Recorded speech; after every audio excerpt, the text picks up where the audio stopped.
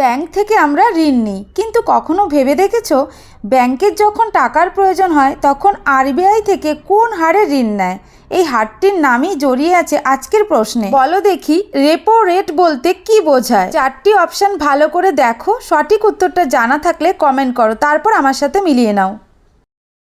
সঠিক উত্তরটি হলো অপশান এ।